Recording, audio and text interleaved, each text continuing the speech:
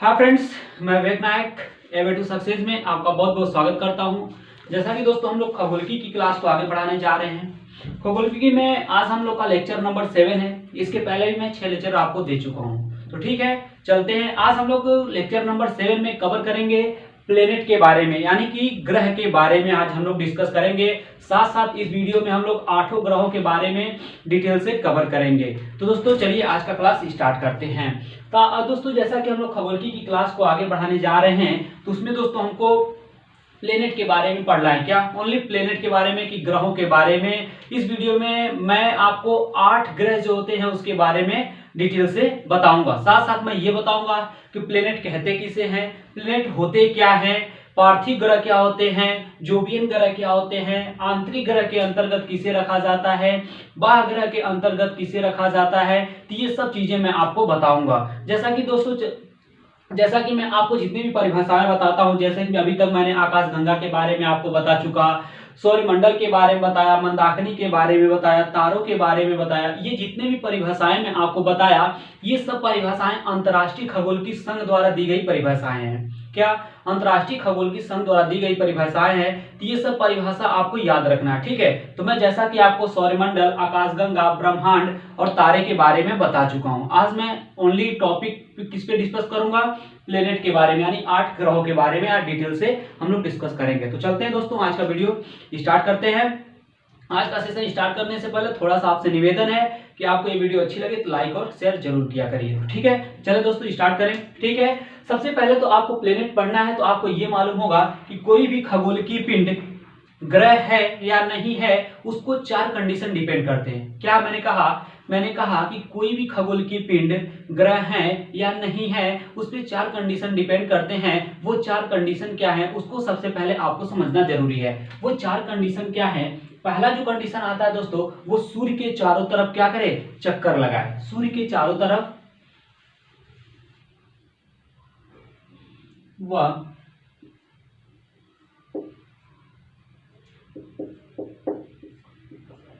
सूर्य के चारों तरफ परिक्रमा कहे या परिक्रमण कहे या परिक्रमण करे। ये आपका फर्स्ट कंडीशन है कि सूर्य के चारों तरफ परिक्रमा या परिक्रमण करे। दूसरा आता है कि अपने अक्ष पर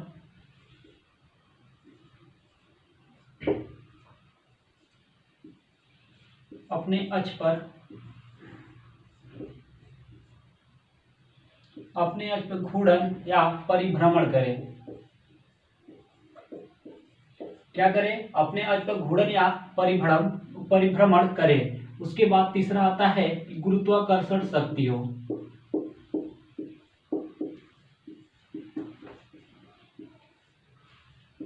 उसका स्वयं के पास क्या हो? अपना खुद का गुरुत्वाकर्षण शक्ति हो। उसके बाद दोस्तों चौथा जो कंडीशन आता है, वह स्वयं के प्रकाश से प्रकाशित नहीं होते हैं। क्या? स्वयं के प्रकाश से प्रकाशित नहीं होते हैं। वे किससे होते हैं? तारे के प्रकाश से प्रकाशित होते हैं। तारे के प्रकाश से प्रकाशित होते हैं। इसमें दोस्तों मैंने 4 कंडीशन बताया। 5वां कंडीशन आपको बता दे रहा हूं कि वो निश्चित पथ पे क्या करे? चक्कर लगाए।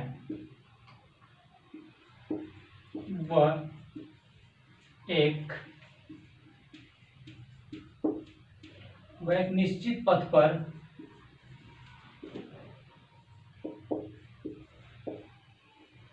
चक्कर लगाए। तो दोस्तों कोई भी खगोलिकी पिंड ग्रह है या नहीं है, यही 5 जो कंडीशन है यही डिपेंड करते हैं। फर्स्ट कंडीशन मैंने क्या बताया कि वह सूर्य के चारों तरफ परिक्रमा या परिभ्रमण करे, पहला कंडीशन हो गया। सेकेंड कंडीशन मैंने बताया कि वे अपने अक्ष पे घूर्णन या परिभ्रमण करे। उसके बाद तीसरा कंडीशन मैंने बताया कि गुरुत्वाकर्षण शक्ति हो, यानी कि उनका खुद का अपना गुरुत्वाकर्षण शक्ति हो। उसके बाद चौथा कंडीशन में बताया कि स्वयं के प्रकाश से प्रकाशित नहीं होते, वे तारे के प्रकाश से प्रकाशित होते हैं। ठीक है। 5वां कंडीशन मैंने बताया वह एक निश्चित पथ पर क्या करे? चक्कर लगाए। जैसा कि आप सभी लोग जानते हो कि हमारे 2006 के पहले हमारे सौर मंडल में जो है वो कितने ग्रह थे? 9 ग्रह थे, जो कि प्लूटो, 9वां ग्रह कौन था? प्लूटो था, जो कि उसमें यही खासियत थी कि वो बहुत छोटा ग्रह था। और उसे 2006 में क्या किए हमारे जो वैज्ञानिक रिसर्च आया उसमें क्या किए, उसे वो लोग बाहर कर दिए, मतलब ग्रहों की श्रेणी से निकाल के उसे क्षुद्र ग्रहों की श्रेणी में रख दिया गया। उसमें क्या था कि वह एक निश्चित पथ पे चक्कर नहीं लगा रहा था। क्या किया वो, कभी मान लीजिए जब सूर्य का चक्कर लगा रहा था तो वो कभी कभी मंगल के कक्षाओं में घुस जा रहा था, तो कभी बुध के कक्षाओं, क्योंकि वो छोटा था, वो सबकी कक्षाओं को क्या करता था? काटता था। इसलिए उसे ग्रहों की श्रेणी से निकाल के क्षुद्र ग्रहों की श्रेणी में डाल दिया गया। इतना चीज समझ में आई? ठीक है, समझ में आई। तो जैसा कि मैं विथ इमेज के माध्यम से थोड़ा सा आपको बता दे रहा हूं, देख लीजिए आप लोग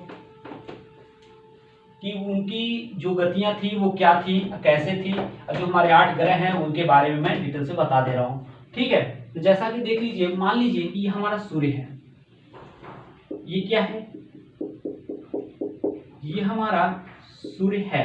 ठीक है, और आप सभी लोग जानते हो कि सूर्य है, और सूर्य का चक्कर हमारे जो 8 ग्रह लगा रहे हैं वो कौन कौन से हैं? जैसा कि फर्स्ट मान हमारा कौन सा है?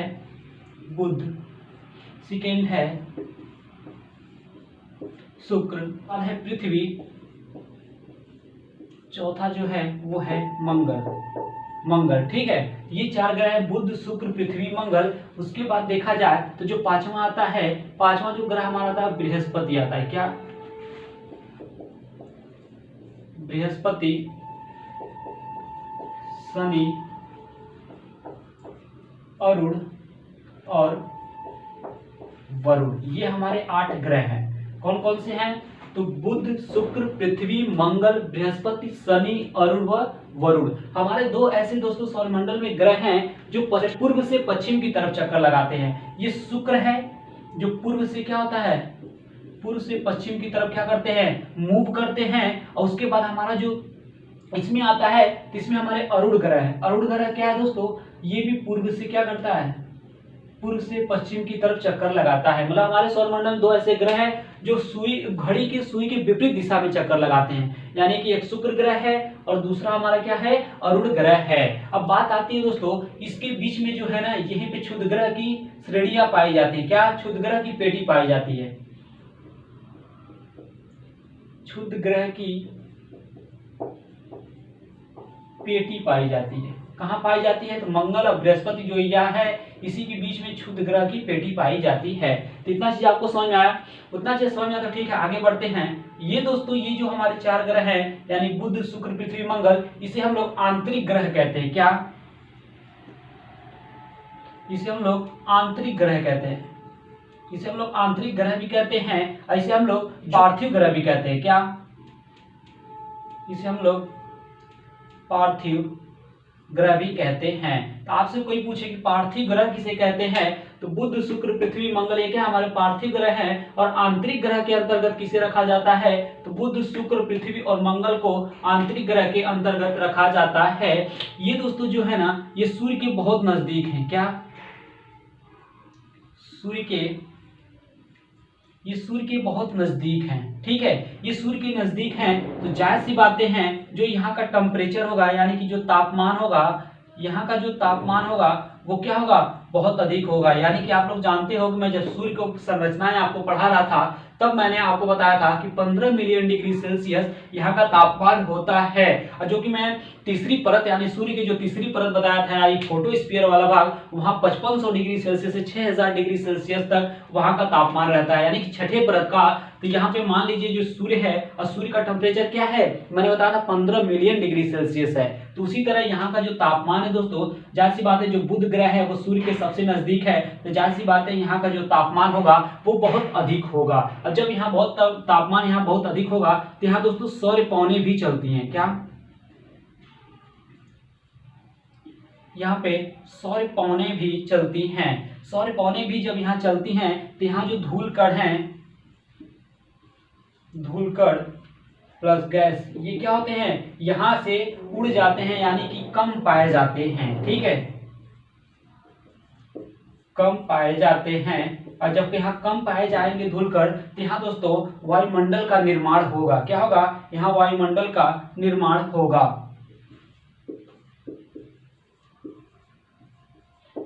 यहाँ वायुमंडल का निर्माण होगा।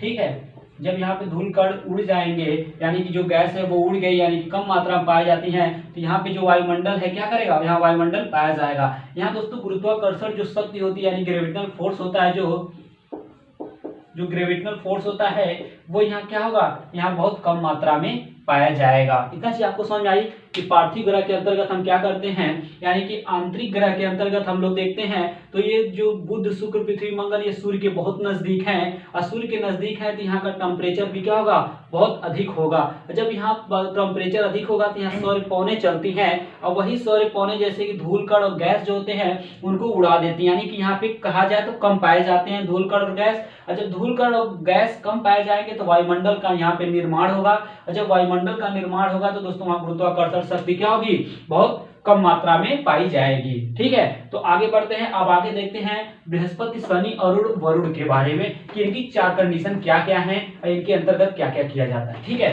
जैसा कि मैंने आपको बताया कि ये हमारे बुध शुक्र पृथ्वी मंगल ये क्या है, हमारे आंतरिक ग्रह हैं, इसे हम लोग पार्थिव ग्रह के नाम से भी जानते हैं। जैसा कि दोस्तों ये देखा जाए बृहस्पति, शनि, वरुण ये जो है ये हमारे बाह्य ग्रह हैं, इन्हें हम लोग क्या कहते हैं, बाह्य ग्रह कहते हैं इन्हें। ठीक है, इनका एक और नाम है जोवियन ग्रह भी इन्हें कहते हैं, क्या, इन्हें जोवियन ग्रह के नाम से भी जानते हैं। ये 4 कंडीशनें यहाँ बनती हैं, कौन कौन सी बनती हैं, ये सूर्य से बहुत दूर है, क्या होती हैं, ये सूर्य से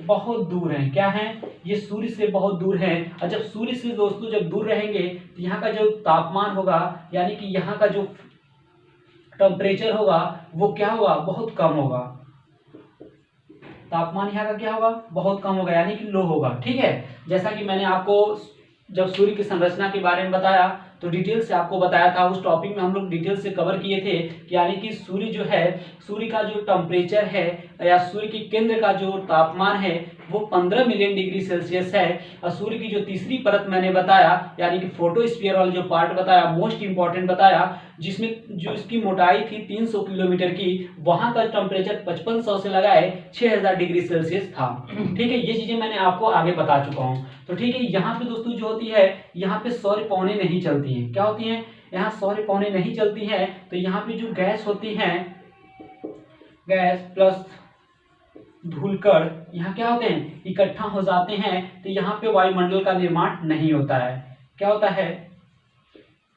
यहाँ वायुमंडल का निर्माण नहीं होता है। ठीक है, यहाँ वायुमंडल का निर्माण नहीं होता है, यहाँ गुरुत्वाकर्षण शक्ति होती है, जो ग्रेविटेशनल फोर्स होता है यहाँ का जो ग्रेविटेशनल फोर्स है वो बहुत अधिक हो जाएगा। क्या होगा, बहुत अधिक हो जाएगा। क्यों हो जाएगा, क्योंकि जो गैस है, धूलकण है, यहाँ पे जमा हो रहा है, और जब जमा होगा तो उसमें घर्षण होता है और उससे ग्रेविटेशनल फोर्स यानी जो गुरुत्वाकर्षण शक्ति होगी क्या होगी, वो बढ़ेगी कि नहीं बढ़ेगी, बढ़ेगी ना। इतना चीज आपको समझ में आया, इतना चीज समझ में आया तो ठीक है। अब एक एक ग्रह के बारे में हम लोग डिटेल से पढ़ते हैं, यानी कि 8 ग्रहों के बारे में इस वीडियो में हमें डिटेल से कवर करना है, तो थोड़ा सा मैं फास्ट आप लोग को पढ़ाऊंगा। ठीक है, क्योंकि वीडियो बहुत बड़ी हो जाएगी। जाहिर सी बातें हैं, जब प्लेनेट में पढ़ा रहा हूँ तो प्लेनेट को एक ही वीडियो में कवर कर लिया जाए तो बेस्ट होगा। ठीक है, तो जैसे कि आप लोग सबसे पहले हम लोग पढ़ेंगे बुध ग्रह के बारे में। क्या, सबसे पहले हम लोग पढ़ेंगे बुध ग्रह के बारे में। ठीक है, अब बुध ग्रह के बारे में पढ़ रहे हैं तो बुध ग्रह के बारे में जितने भी डिस्कशन होंगे उसके बारे में मैंने बताऊंगा, जिससे कि हम लोग यहाँ बुध ग्रह को वाणिज्य एवं निपुणता का ग्रह कहते हैं। किसे कहते हैं, तो बुध ग्रह को हम लोग वाणिज्य और निपुणता का ग्रह कहते हैं। उसके बाद देखा जाए तो सूर्य के सबसे नजदीक है। ठीक है, सूर्य के सबसे नजदीक ग्रह कौन सा है, तो बुध ग्रह है, सूर्य के सबसे नजदीक है। तो दोस्तों ये क्या कहें, बुध ग्रह है, ये सूर्य के सबसे नजदीक है। उसके बाद तीसरा पॉइंट आता है कि सबसे छोटा ग्रह है। क्या, सबसे छोटा ग्रह कौन सा है, तो सबसे छोटा ग्रह दोस्तों हमारा बुध ग्रह है। ठीक है, बुध ग्रह है। चौथा कंडीशन जो आता है वो आता है कि दूरी देखा जाए, यानी कि सूर्य से इसकी दूरी देखा जाए बुध ग्रह की, तो वो दोस्तों 58 मिलियन किलोमीटर है। 58 मिलियन किलोमीटर हमारा सूर्य किससे जो बुध ग्रह है वो सूर्य से दूरी है, मतलब बुध ग्रह की जो दूरी है वो सूर्य से 58 किलोमीटर यानी 58 मिलियन किलोमीटर दूर है। उसके बाद जो कंडीशन आता है कि इनका कोई उपग्रह नहीं है, ठीक है, बुध ग्रह का कोई अपना उपग्रह नहीं है, कोई वायुमंडल नहीं है इनका, ठीक है, इनका कोई वायुमंडल भी नहीं होता है। उसके बाद बात आती है कि यहाँ का तापमान, यहाँ का तापमान बहुत अधिक होता है, ठीक है, यहाँ का तापमान बहुत अधिक होता है, तो यहाँ का मैं बता दूं कि दिन में देखा जाए तो यहाँ का टेम्परेचर जो होता है दोस्तों 447 डिग्री सेल्सियस यहाँ का तापमान होता है। कब होता है? तो दिन में होता है। यहाँ पे एक आंकड़ा और दिया है 427 डिग्री सेल्सियस भी होता है। ये दोनों आंकड़ा आपको याद रखना है क्योंकि एनसीईआरटी बुकों में 427 डिग्री सेल्सियस दिया है और अन्य बुकों में 447 डिग्री सेल्सियस दिया है, तो दोनों आंकड़े ही आपको याद रखे चलने हैं, ठीक है। उसके बाद देखा जाए तो नाइट का जो होता है, यहाँ का नाइट का जो टेम्परेचर होता है वो -175 डिग्री सेल्सियस तक पहुंच जाता है। क्या? -175 डिग्री सेल्सियस तक पहुंच जाता है। जैसा कि टेम्परेचर दिन में देखा जाए तो दिन का ज्यादातर एग्जाम में पूछता है कि दिन का जो टेम्परेचर यहाँ होता है बुध ग्रह के पास का वो 427 डिग्री सेल्सियस होता है, और जो नाइट का होता है यानी कि रात का जो टेम्परेचर होता है बुध ग्रह के पास का वो -175 डिग्री सेल्सियस का होता है। तो इतना चीजें आपको याद करके चलना है। अब आपको 427 degree Celsius plus 175 degree Celsius जोड़ ले तो ये 600 डिग्री सेल्सियस यहाँ का टोटल तापमान होता है। इतना चीज आपको समझ आई? मैंने क्या क्या चीजें बताया? मैंने बताया जो बुध ग्रह है वो बुध ग्रह को हम लोग वाणिज्य और निपुणता का ग्रह भी कहते हैं। उसके बाद मैंने सेकेंड पॉइंट बताया कि सूर्य के सबसे नजदीक का ग्रह कौन सा है, तो बुध ग्रह है। सूर्य से सबसे छोटा ग्रह है वो कौन सा है, तो बुध ग्रह है। उसके बाद मैंने बताया सूर्य से बुध ग्रह की दूरी जो है वो 58 मिलियन किलोमीटर है। उसके बाद मैंने बताया कि बुध ग्रह के पास कोई अपना उपग्रह और कोई वायुमंडल नहीं होता है। लास्ट पॉइंट मैंने बताया कि जो यहाँ का तापमान यानी बुध ग्रह के का तापमान है वो दिन में दोस्तों 427 डिग्री सेल्सियस और रात में देखा जाए तो 175 डिग्री सेल्सियस यानी कि -175 डिग्री सेल्सियस है। और 427 डिग्री सेल्सियस और -175 डिग्री सेल्सियस ऐड करेंगे तो क्या होगा, 600 डिग्री सेल्सियस यहाँ का तापमान हो जाएगा। समझ में आया आप लोग को? ठीक है, समझ में। तो आगे बढ़ते हैं, आगे देखते हैं शुक्र ग्रह के बारे में। ठीक है, शुक्र ग्रह के बारे में डिटेल से पढ़ते हैं। तो इतना मुझे आशा है कि ये चीजें आपको समझ में आ रही है। अगर आपको ये चीजें समझ में आ रही है तो आगे भी समझ में आती रहेंगी। बस आप लोग कंसल्टेशन अपना बना के पढ़िए। ठीक है, कोई भी चीजें जब तक आप लोग अपना कंसल्टेशन बना के नहीं पढ़ेंगे कोई भी चीज आपको समझ में नहीं आने वाली। ठीक है, तो आप लोग सीरियसली लेके पढ़ा करिए, कोई भी चीजें जब तक पढ़ा करिए। ठीक है, दूसरा हम लोग पढ़ेंगे शुक्र ग्रह के बारे में। ठीक है, शुक्र ग्रह। ठीक है, अब शुक्र ग्रह के बारे में पढ़ना है तो शुक्र ग्रह को हम लोग सुंदरता की देवी कहते हैं। क्या? सुंदरता की देवी कहते हैं। किसे कहते हैं? तो शुक्र ग्रह को सुंदरता की देवी कहते हैं। शुक्र ग्रह को दोस्तों हम लोग भोर का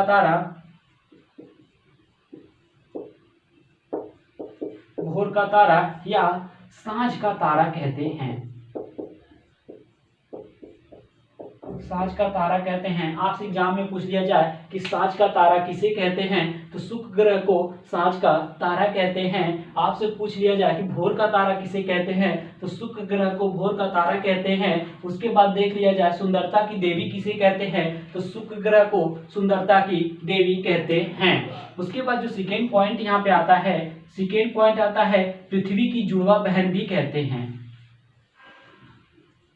पृथ्वी की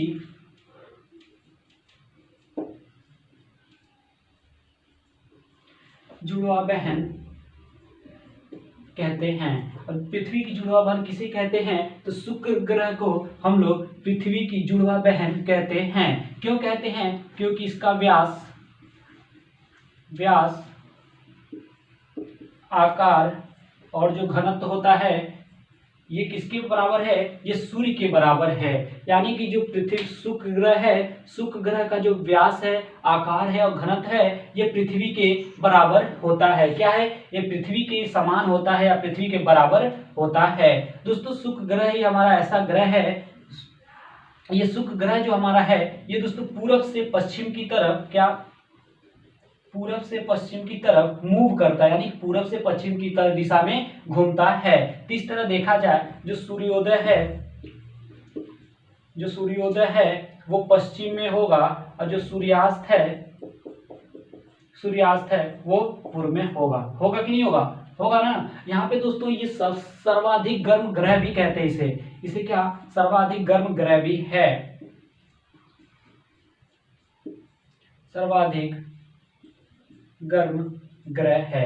ठीक है। अब सर्वाधिक गर्म ग्रह कौन है? तो शुक्र जो है हमारा वो सर्वाधिक गर्म ग्रह है। क्यों है? क्योंकि दोस्तों यहाँ CO2 और SO2 बहुत अधिक मात्रा में पाए जाते हैं, यानी कि कार्बन डाइऑक्साइड और सल्फर डाइऑक्साइड यहाँ बहुत अधिक मात्रा में पाए जाते हैं। अब आपसे पूछे कि कितने परसेंट पाए जाते हैं, तो जो हमारा कार्बन डाइऑक्साइड है वो दोस्तों देखा जाए तो 90% पाया जाता है, 90% पाया जाता है। और जो सल्फर डाइऑक्साइड ये 95% पाया जाता है। ठीक है, परसेंट में देखें तो, यानी कि 100% मान ले, जैसे कि आप परसेंटेज मैथ में परसेंटेज सॉल्व करते हो, जितने परसेंटेज के क्वेश्चन होते हैं वो माना 100। ठीक है, तो प्रत्येक 100 पे सॉल्व कर रहे हो, तो उसी तरह हम माने तो जो कार्बन डाइऑक्साइड है वो 90% पाया जाती हैं और सल्फर डाइऑक्साइड वो कितना पाया जाता है? 95% पाया जाता है। कहाँ पे? तो वो शुक्र ग्रह के, तब इसलिए तो इतना हार्ड है, इसलिए तो यहाँ का टेम्परेचर बहुत अधिक होता है। उसके बाद देखा जाए जैसे कि सबसे नजदीक में देखा जाए या सबसे चमकीला देखा जाए, थोड़ा सा मैं ऊपर क्लीन कर दूं, ऊपर क्लीन कर दूं क्योंकि ऊपर देखिए थोड़ा लिखने में थोड़ा प्रॉब्लम। देखा जाए सबसे चमकीला में देखा जाए तो क्या क्या चीजें हैं वो मैं आपको बता रहा हूं। जैसे कि देखा जाए कि सबसे चमकीला,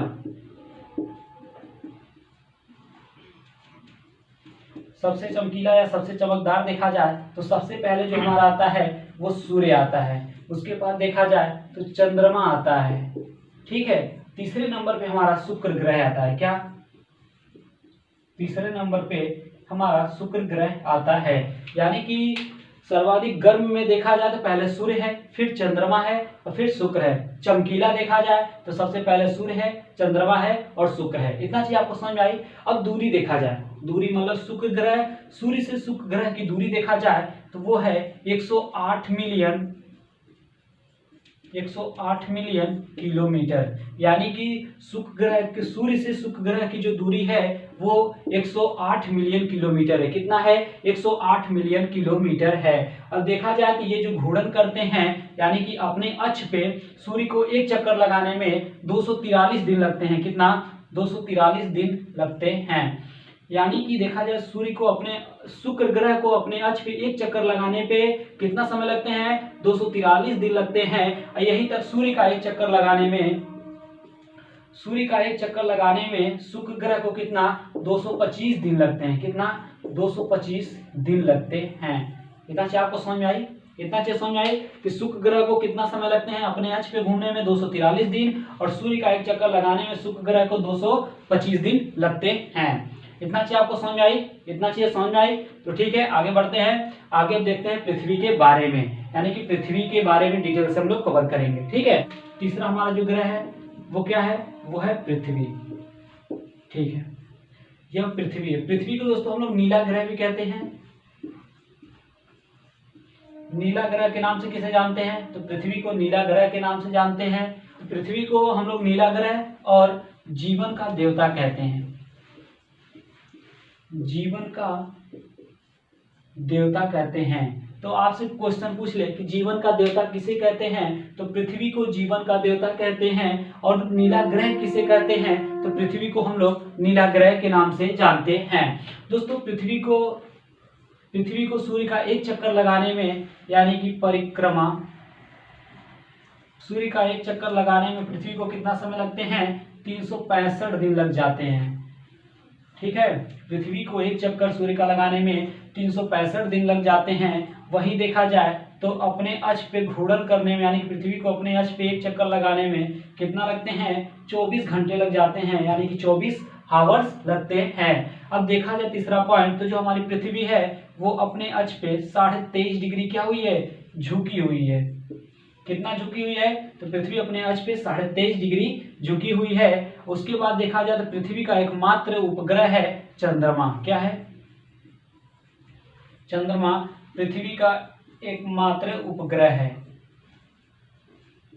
आपसे हमेशा क्वेश्चन एग्जाम पूछता है कि पृथ्वी का एकमात्र उपग्रह है तो वो कौन सा है? तो वो चंद्रमा है। उसके बाद देखा जाए तो सूर्य से पृथ्वी की जो दूरी है, सूर्य से जो पृथ्वी की दूरी है वो 150 मिलियन किलोमीटर है। कितना है?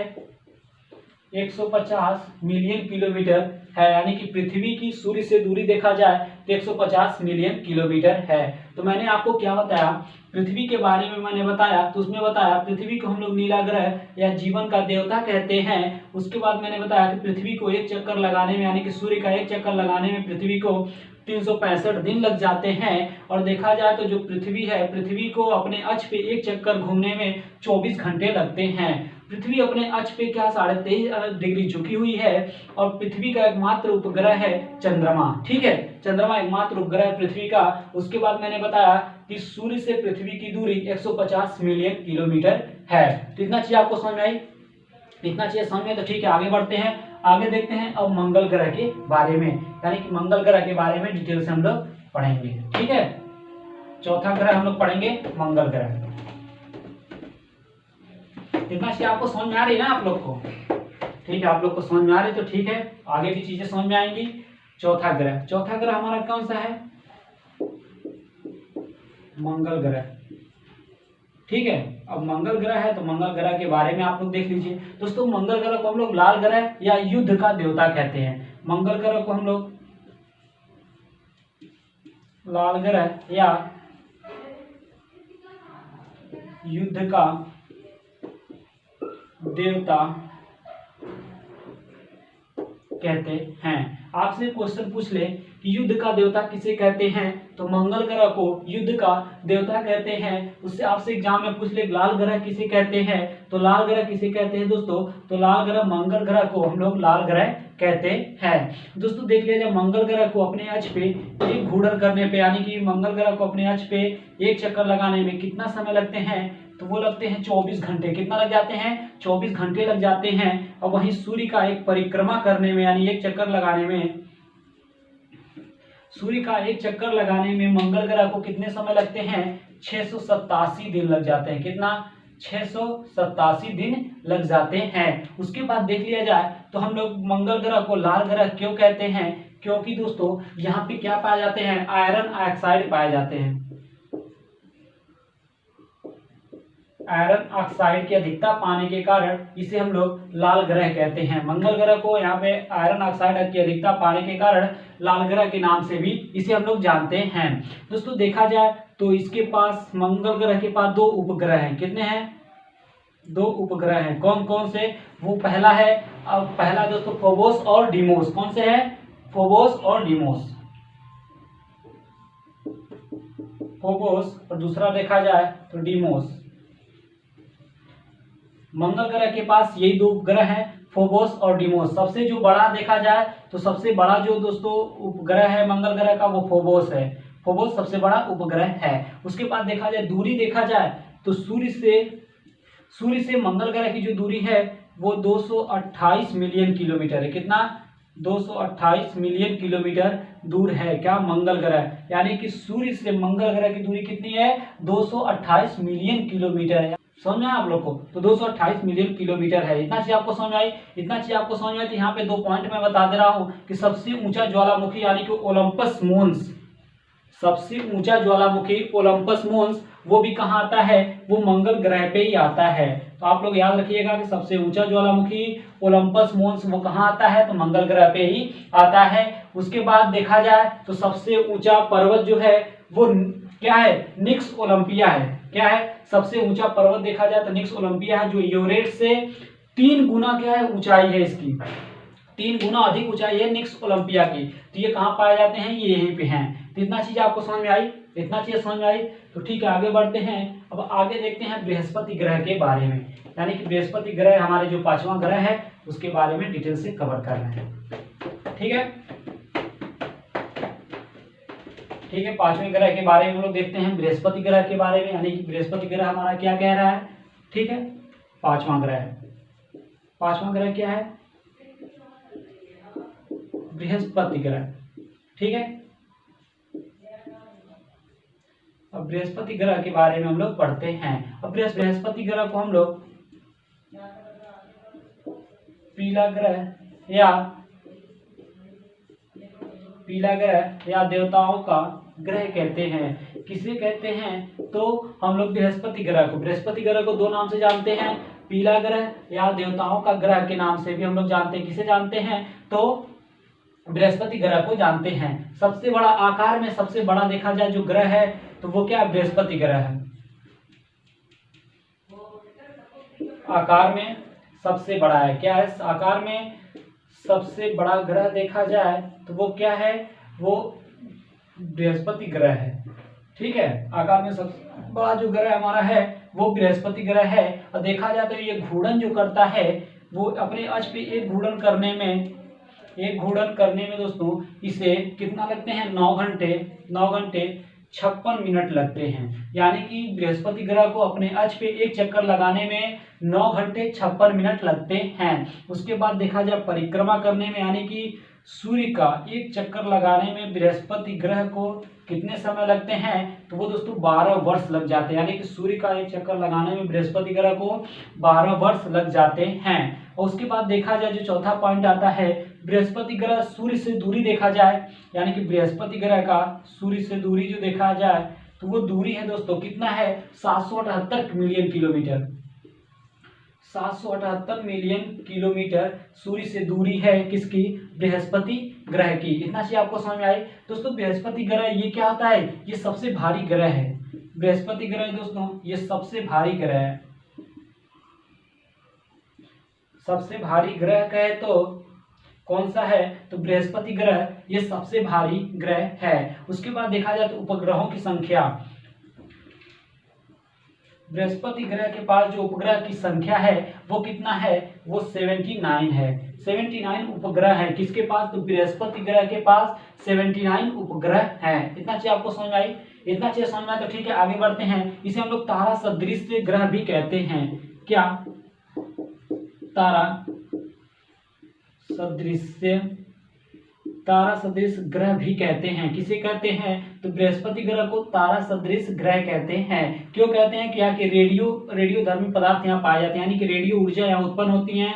यानी कि कहा जाए तो हाइड्रोजन, हीलियम और मीथेन यहाँ पे क्या होते हैं? बहुत अधिक मात्रा में पाई जाती हैं। इसलिए हम लोग कहते हैं इसे रेडियो धर्मी पदार्थ भी कहते हैं। ऐसे हम लोग रेडियो ऊर्जा की अधिकता भी कहते हैं, यानी कि रेडियो ऊर्जाएं यहाँ अधिक मात्रा में पाई जाती हैं। यानी कि हाइड्रोजन, हीलियम और मीथेन यहाँ बहुत अधिक मात्रा में पाए जाते हैं। यहाँ पे लघु सौर तरंगे भी उड़ती हैं। क्या होती हैं? लघु सौर तरंगे जो होती हैं वो बृहस्पति ग्रह पे ही उड़ती हैं। इतना चीज आपको समझ में आया? इतना चीज आपको समझ में आया तो ठीक है, आगे बढ़ते हैं। आगे हम लोग देखते हैं शनि ग्रह के बारे में, यानी कि शनि ग्रह में क्या क्या चीजें हैं।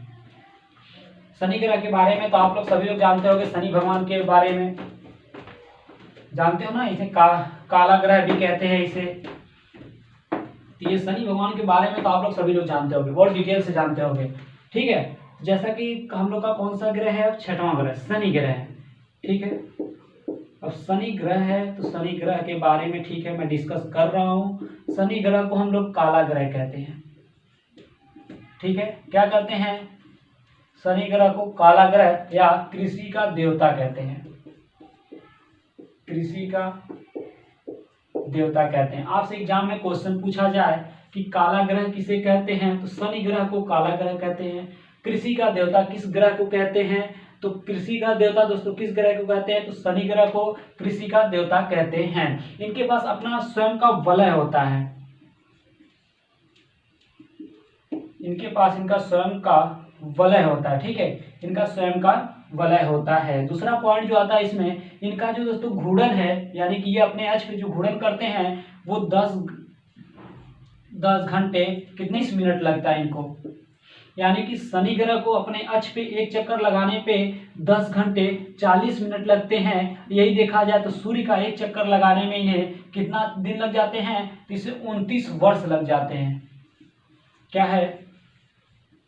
सूर्य का एक चक्कर लगाने में शनि ग्रह को 29 वर्ष लग जाते हैं। इतना चीज आपको समझ में आई दोस्तों। सूर्य ग्रह से इनकी दूरी देखा जाए तो 1487 मिलियन किलोमीटर है। कितना?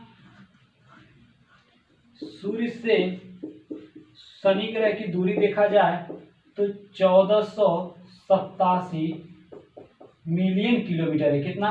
1487 मिलियन किलोमीटर। ये किससे दूर है? तो हमारे सूर्य से दूर है क्या? शनि ग्रह। इतना चीज आपको समझ में आए। देखा जाए तो शनि ग्रह के पास सबसे अधिक उपग्रह हैं। सबसे अधिक उपग्रह किसके पास है? शनि ग्रह के पास है। कितने हैं? तो 89 उपग्रह हैं। इसका जो शनि ग्रह का जो सबसे बड़ा उपग्रह है वो टाइटन है। कौन सा है? टाइटन है। ये टाइटन हमेशा यहाँ से पूछता है कि शनि ग्रह का सबसे बड़ा उपग्रह कौन सा है, तो वो है टाइटन है, शनि ग्रह का सबसे बड़ा उपग्रह। दोस्तों जो शनि ग्रह होता है ना, ये पानी में नहीं डूबता। क्या ये पानी में नहीं डूबता? क्यों नहीं डूबता? क्योंकि ये बहुत हल्का ग्रह होता है। सबसे हल्का ग्रह जो है दोस्तों वो क्या है? शनि ग्रह ही है। तो शनि ग्रह के बारे में मैंने क्या क्या चीजें बताया कि शनि ग्रह को काला ग्रह या कृषि का देवता कहते हैं। शनि ग्रह के पास अपना स्वयं का वलय होता है। शनि ग्रह अपने अक्ष पे एक चक्कर लगाने में 10 घंटे 40 मिनट लेते हैं और सूर्य का एक चक्कर लगाने में शनि ग्रह को 29 वर्ष लग जाते हैं। उसी प्रकार मैंने बताया कि सूर्य से शनि ग्रह की जो दूरी है वो 1487 मिलियन किलोमीटर है। और देखा जाए तो शनि ग्रह के पास जो उपग्रहों की संख्या वो 89 है, यानी कि सबसे ज्यादा जो उपग्रह हैं वो शनि ग्रह के ही पास है, यानी कि 89 हैं। उसके बाद मैंने देखा कि जो शनि ग्रह का उपग्रह सबसे बड़ा उपग्रह है वो टाइटन है। क्या है? टाइटन है। उसके बाद मैंने बताया कि जो शनि ग्रह है वो पानी में नहीं डूबता। क्यों नहीं डूबता? क्योंकि ये बहुत हल्का ग्रह है। ठीक है, अब आगे देखते हैं अरुण ग्रह के बारे में। ठीक है, अरुण ग्रह के बारे में डिटेल से हम लोग कवर करते हैं। अरुण ग्रह को दोस्तों हरित ग्रह, लेटा ग्रह या स्वर्ग का देवता भी कहते हैं। इतना चीज आपको समझ में आई। ठीक है, देखते हैं अरुण ग्रह के बारे में। हमारा 7वां ग्रह कौन सा है? अरुण ग्रह है। अरुण ग्रह है। अरुण ग्रह को हम लोग किन किन नामों से जानते हैं? अरुण ग्रह को हम लोग हरित ग्रह भी कहते हैं, इस नाम से जानते हैं। लेटा ग्रह के नाम से भी जानते हैं। लेटा ग्रह के नाम से जानते हैं। ऐसे हम लोग स्वर्ग का देवता भी कहते हैं।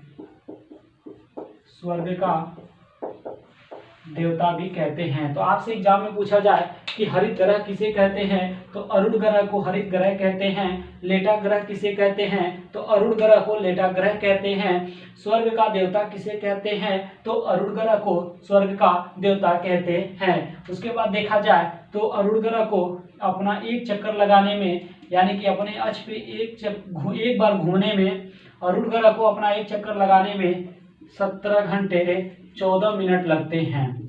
यानी कि अरुण ग्रह को अपने अक्ष का एक चक्कर लगाने में 17 घंटे 14 मिनट लग जाते हैं। और वहीं तक सूर्य का एक चक्कर लगाने में अरुण ग्रह को 84 वर्ष लग जाते हैं। कितना? 84 वर्ष लग जाते हैं। इतना चीज आपको समझ में आई। इतना चीज समझ में आया तो ठीक है, आगे बढ़ते हैं। आगे देखते हैं दूरी, यानी कि देखा जाए तो अरुण ग्रह की सूर्य से जो दूरी है वो कितना है। वो जो दूरी है दोस्तों वो है 2870 मिलियन किलोमीटर। जो हमारा अरुण ग्रह है वो सूर्य से दूर है, यानी कि सूर्य से अरुण ग्रह की जो दूरी है वो 2870 मिलियन किलोमीटर है। अब दोस्तों इसे हरित ग्रह क्यों कहते हैं, यानी कि अरुण ग्रह को हरित ग्रह क्यों कहते हैं? क्योंकि दोस्तों यहाँ पे CH4 यानी कि मीथेन की अधिकता पाई जाती है, इसलिए हम लोग इसे हरित ग्रह के नाम से भी जानते हैं अरुण ग्रह को। इतना चीज आपको समझ आई। इतना चीज समझ में तो आगे बढ़ते हैं। आगे दोस्तों देखते हैं इनका खुद का वलय होता है, यानी कि अरुण ग्रह का अपना खुद का वलय भी होता है। उसके बाद देखा जाए तो इनके पास उपग्रहों की संख्या जो है, उपग्रहों की जो संख्या है इनके पास, यानी कि अरुण ग्रह के पास उपग्रहों की संख्या कितना है, तो वो है 27, यानी कि 27 उपग्रह हैं। किसके पास? तो अरुण ग्रह के पास। इतना चीजें मैंने बताया। मैंने अरुण ग्रह के बारे में क्या क्या चीजें बताया? मैंने बताया कि अरुण ग्रह को हरित ग्रह या लेटा ग्रह या स्वर्ग का देवता कहते हैं। उसके बाद मैंने बताया कि वरुण ग्रह को अपने अक्ष पे एक चक्कर लगाने पे 17 घंटे 14 मिनट लगते हैं। उसके बाद मैंने बताया कि सूर्य का एक चक्कर लगाने में अरुण ग्रह को 84 वर्ष लग जाते हैं। और सूर्य से दूरी देखा जाए जो अरुण ग्रह की है तो वो 2870 मिलियन किलोमीटर है। अब वरुण ग्रह का अपना स्वयं का वलय होता है। उसके बाद मैंने बताया कि वरुण ग्रह का जो उपग्रहों की संख्या है वो 27 है। और वरुण ग्रह को हरित ग्रह क्यों कहते हैं? क्योंकि यहाँ मीथेन की अधिकता पाई जाती है, यानी कि CH4 की यहाँ पे अधिकता पाई जाती है। तो ठीक है, इतना चीज आपको समझ में आई। इतना चीजें समझ में आई तो ठीक है। अब लास्ट हम लोग देखते हैं वरुण ग्रह के बारे में। वरुण ग्रह के बारे में देखते हैं कि वरुण ग्रह के अंतर्गत क्या क्या चीजें हैं, यहाँ से क्वेश्चन एग्जाम में क्या क्या बन सकते हैं और क्या क्या एग्जाम में पूछे जा चुके हैं क्वेश्चन। मैं बहुत जल्द यूपीएससी का 1 लाइन क्वेश्चन लेके आने वाला हूँ प्रीवियस ईयर पेपर को, तो वो आप लोग को थोड़ा इंतजार करना पड़ेगा, ठीक है, थोड़ा इंतजार करिए आप लोग, उसको बहुत जल्द ही मैं स्टार्ट कर दूंगा उस क्लास को। तो वरुण ग्रह के बारे में हम लोग को पढ़ना है, ठीक है। वरुण ग्रह, और वरुण ग्रह ये हमारा लास्ट ग्रह है, यानी कि 8वां ग्रह है। इसके बाद मैं थोड़ा सा आपको प्लूटो के बारे में बता दूंगा। दोस्तों वरुण ग्रह को हम लोग सागर का देवता कहते हैं। क्या? सागर का देवता कहते हैं। सागर का देवता किसे कहते हैं? तो वरुण ग्रह को हम लोग सागर का देवता कहते हैं। और इसको देखा जाए तो वरुण ग्रह को अपने अक्ष पे एक चक्कर लगाने पे 16 घंटे या 19 घंटे लगते हैं। अब मैंने यहाँ 2 आंकड़ा आपको क्यों दिया, क्योंकि एनसीईआरटी बुकों में 16 घंटे दिए हैं, अदरवाइज बुकों में 19 घंटे दिए हैं। तो ये दोनों जो दोनों डाटा है ना, ये दोनों डाटा आपको लेके चलना होगा, क्योंकि कभी कभी एग्जाम में 16 घंटे भी दे देता है और 19 घंटे भी दे देता है, या करके दे देता है कि 16 या 19 घंटे, 18 या 17 घंटे, फिर दे दिया 15 या 14 घंटे। तो इस तरह आपको क्या होगा, सही करने में आसानी होगा, क्योंकि 16 और 19 आ गया। अब मैं एक डाटा आपको बताया, यानी 16 केवल बताता तो आपको कहीं 16-15 देता तो आप राइट करके आते, तो वो आंसर क्या होता, गलत हो जाता। इसलिए यहाँ पे मैं दोनों डाटा बता दिया आपको कि 16 घंटे और 19 घंटे। एनसीईआरटी बुकों में 16 दिया है, और अदरवाइज जो बुकें हैं, अदर पब्लिकेशन की जो बुकें हैं, उसमें 19 घंटे दिया, यानी 19 घंटे दिया है। ये दोनों डाटा आपको याद रखना है। अब देखा जाए तो वरुण ग्रह को सूर्य का एक चक्कर लगाने में तो दोस्तों 164 वर्ष लग जाते हैं। कितना? 164 वर्ष लग जाते हैं, यानी कि वरुण ग्रह को सूर्य का एक चक्कर लगाने में कितने लगते हैं, तो 164 वर्ष लग जाते हैं। उसके बाद देखा जाए, दूरी देखा जाए तो यहाँ पे 4500 किलोमीटर, कितना? 4500 मिलियन किलोमीटर। वरुण ग्रह की सूर्य से दूरी देखा जाए तो 4500 मिलियन किलोमीटर वरुण ग्रह से जो हमारा सूर्य है वो दूर है। उसके बाद वरुण ग्रह, अरुण व वरुण को जुड़वा ग्रह भी कहते हैं। क्या? अरुण व वरुण ग्रह को जुड़वा ग्रह भी कहते हैं। तो आपसे कोई पूछे जुड़वा ग्रह किसे कहते हैं, तो अरुण और वरुण ग्रह को हम लोग क्या कहते हैं, जुड़वा ग्रह कहते हैं। इनके पास उपग्रहों की जो संख्या है, इनके पास जो उपग्रहों की संख्या है वो 13 है, यानी 13 है। वरुण ग्रह के पास उपग्रहों की संख्या कितना है, तो वो 13 है। कितना चीजें मैंने आपको बताया वरुण ग्रह के बारे में। वरुण ग्रह के बारे में क्या कहने में बताया, मैंने बताया कि सागर का देवता कहते हैं। किसे? वरुण ग्रह को सागर का देवता कहते हैं। सेकेंड पॉइंट मैंने बताया कि जो वरुण ग्रह है वो अपने अक्ष पे एक चक्कर लगाने में 16 या 19 घंटे लेते हैं। उसके बाद में थर्ड पॉइंट जो बताया वो बताया कि वरुण ग्रह, सूर्य का एक चक्कर लगाने में वरुण ग्रह को 164 वर्ष लग जाते हैं। थर्ड पॉइंट मैंने बताया कि सूर्य से वरुण ग्रह की जो दूरी है वो 4500 मिलियन किलोमीटर है। 5 पॉइंट मैंने बताया कि वरुण ग्रह और अरुण ग्रह को हम लोग जुड़वा ग्रह के नाम से भी जानते हैं। इतना चीजें मैंने बताया। तो दोस्तों साथ साथ हम लोगों ने 8 ग्रहों के बारे में डिटेल से कवर कर लिया। तो हमें आशा है कि ये वीडियो आपको अच्छी लगी होगी। तो वीडियो को आप लोग शेयर जरूर किया करिए, तो वीडियो पे कमेंट भी किया करिए, क्योंकि आप लोग वीडियो पे जब कमेंट नहीं करोगे तो मुझे समझ में नहीं आएगा कि आपको कोई भी चीज़ समझ में आ रही है या नहीं आ रही है। आ भी रही हैं तो आप लोग कमेंट करिए, तो मुझे भी और भी खुशी होती है। ठीक है, आपको किसी भी लेक्चरर में कोई भी आपको डाउट है तो तुरंत आपको कमेंट बॉक्स में कमेंट करिए, वहां आपको सोल्यूशन मिलेगा। तो ठीक है, आज के लिए इतना ही। ऑल द बेस्ट, बहुत बहुत धन्यवाद।